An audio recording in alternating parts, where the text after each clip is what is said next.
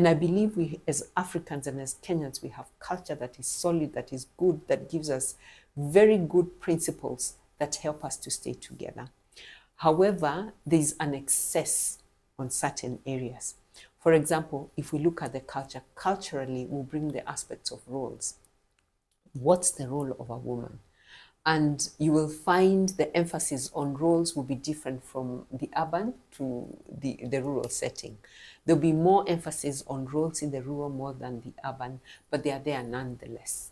So what's the role of a woman? A woman's role is to stay at home and take care of a child, or if she's working, she's supposed to come home at a certain time and do certain things, which works very well in the rural setting, especially if she's not working away from home. If she's working in the shamba and all, she'll be able to do that and wait on her husband and do all that. And she's okay with that, right? Or if there's any deviation, it's something that can be handled.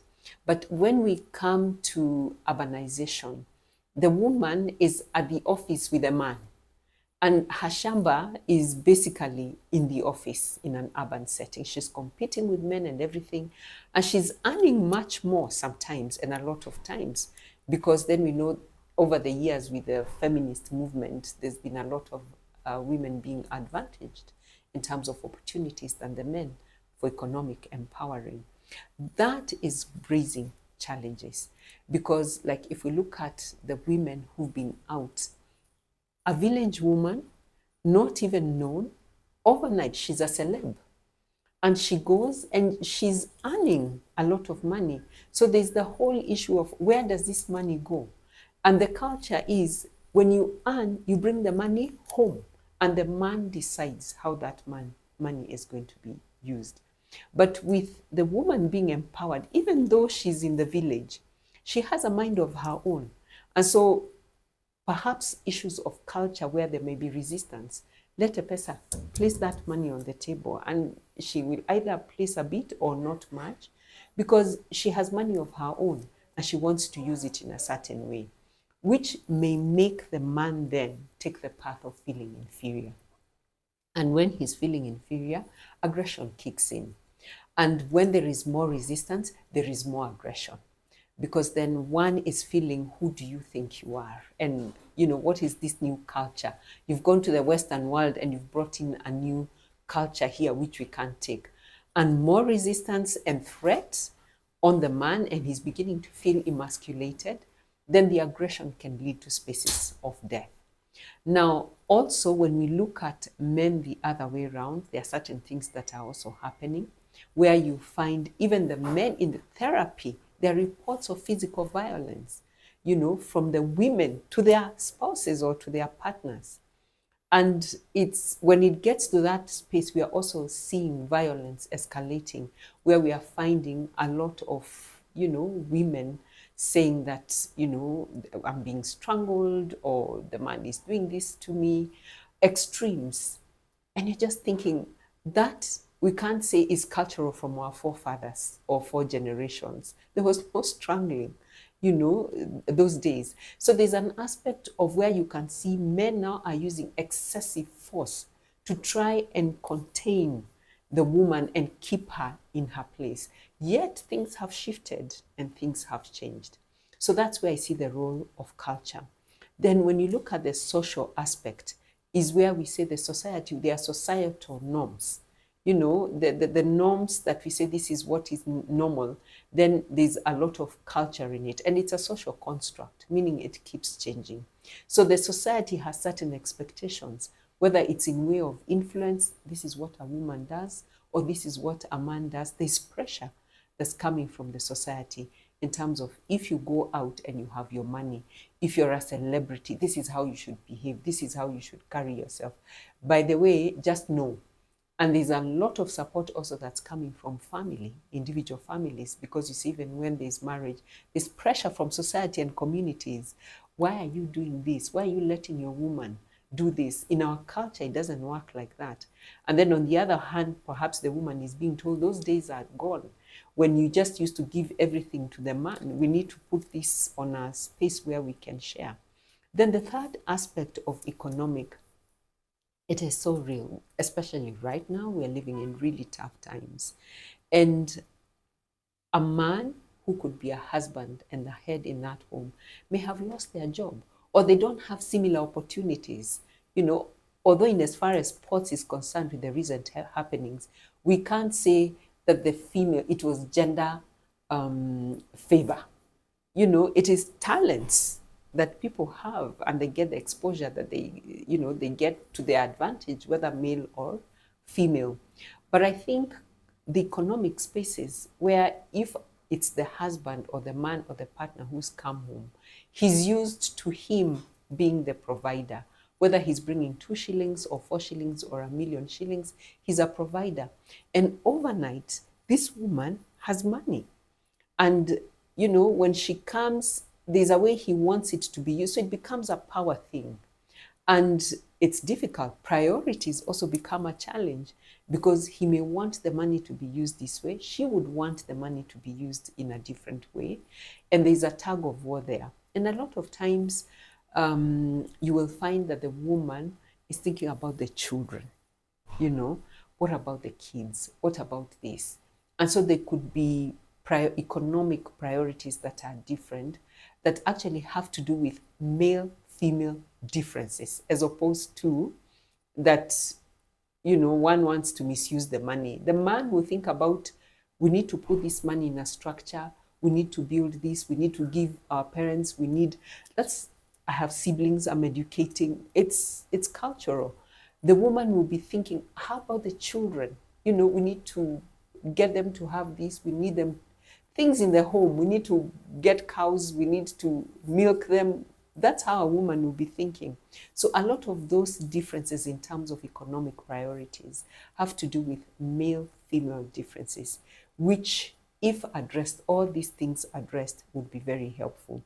So we are going through transitional spaces that are very difficult, and there is need to talk about some of these things in a very open forum where people can be very vulnerable. I believe that it's not just helping the women move ahead, but also trying to see how to bring in the men.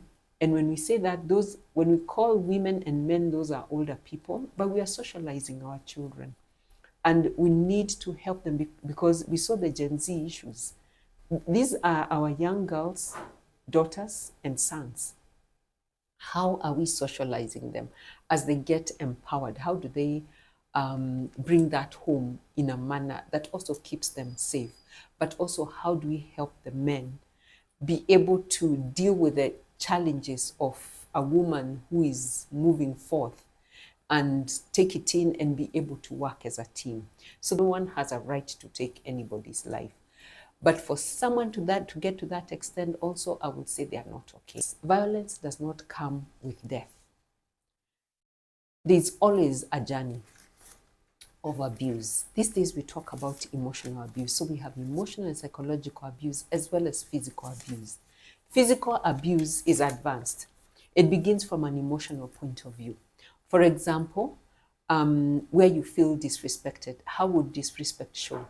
Where whatever it is, you have someone who is all the time seeming to put down your thoughts and just rubbishing your thoughts, or even shaming you and saying, you know, look at you, you don't even have anything you can contribute to. What's your level of education? You know, put downs that make you feel not positive about yourself. Those are signs of emotional abuse. Or someone who is belittling you and you're constantly asking yourself, am I normal? Or am I this kind of person? Am I good enough?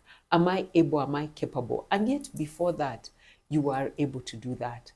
And then creating also emotional or financial dependence, where dependence means there is no interdependence. We are not bringing our resources together to discuss them, but instead it's being withdrawn. I don't want you to go to work. I don't want you to, because it means you will have your own money. It may not be said in those ways, but you can see a subtle way of she should not go to work, she should not develop herself. You stay at home, I'm going to take care of you. And yet, for you as a woman, you feel that's not the path that I want to take, or our space is not very good. Or whatever money that you earn, I'm the one to decide what we're going to do about it. So those are emotional spaces of abuse. When it comes to physical, then it always begins with a push. You're getting into, a space of conflict, and he pushes you. And not once and not twice, a slap once, two slaps next, because these things, if there's no boundary, they keep escalating. Then there's also the aspect of threat. I will kill you. One of these days, I will kill you. Those are not things to take lightly. Those are red flags, right? Or when you get into a fight, is he trying to strangle you? What is it that's going on? And then what happens with abuse, a lot of abuse when it happens, especially men to women, very specific to the question that you've asked, there's apology. So he will slap, he will beat, and then he will come back and really apologize. I am so sorry. I don't know what took over. I was not in my best frame of mind, and I apologize. This will never happen again, which makes the woman give in. And she thinks it's okay, but it's repeated again and again. Those are red flags. So when it happens first time, please don't take it lightly. That is a serious flag, that's going on there.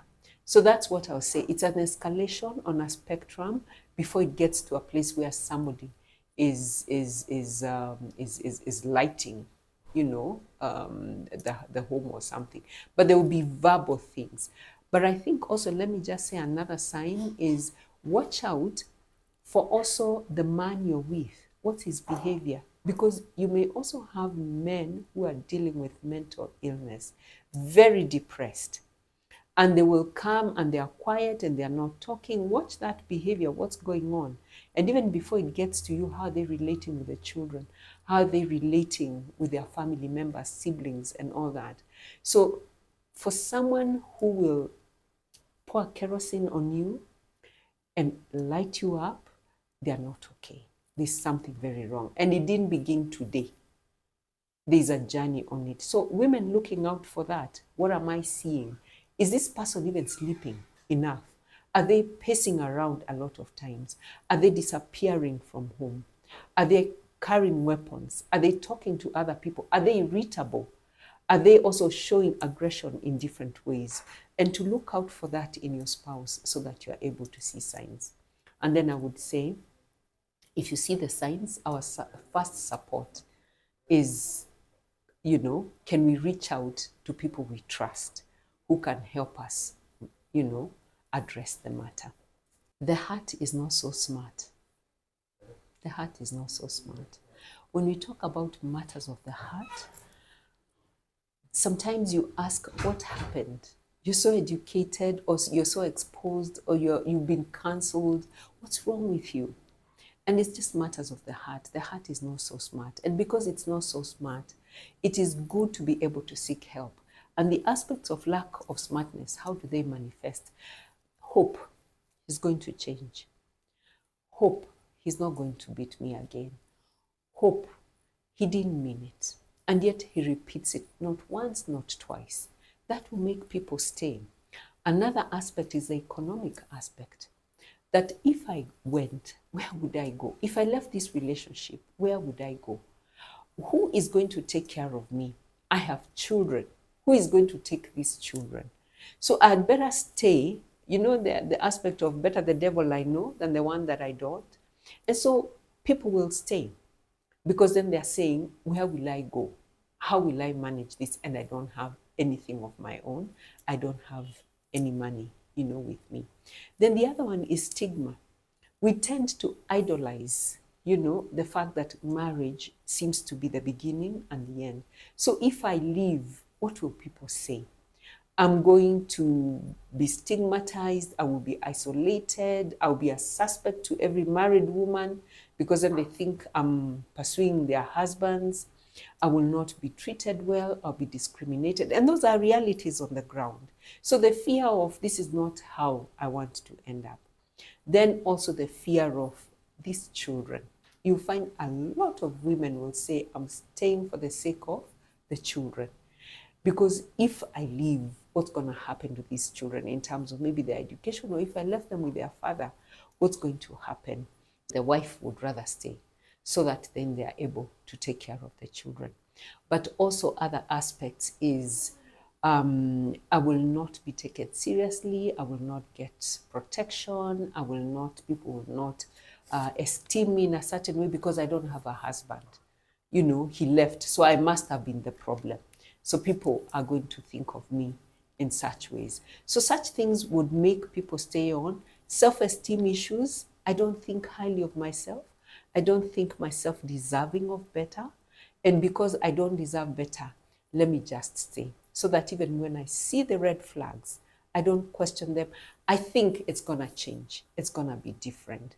Then also secrecy, where I don't want to tell other people, because if I share my problems, then people are going to talk about them.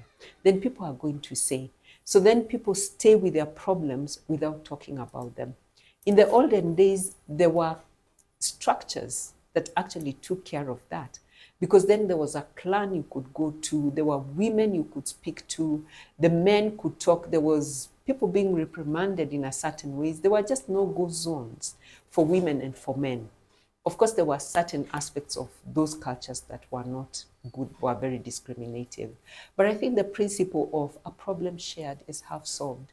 And you've got to love yourself enough to be able to say, my life is worth living. Even for the kids that I want to protect, I need to be alive to actually protect them and see them through, you know, for that. And that means I need to seek help. So getting trusted spaces where you could.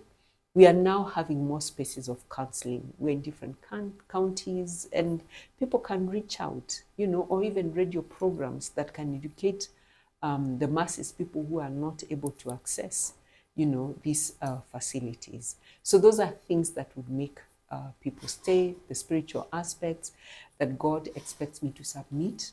Remember, again, there are teachings in church where there's a place of submission, yes, but there's an aspect of submission that is also not biblical, where your safety is endangered.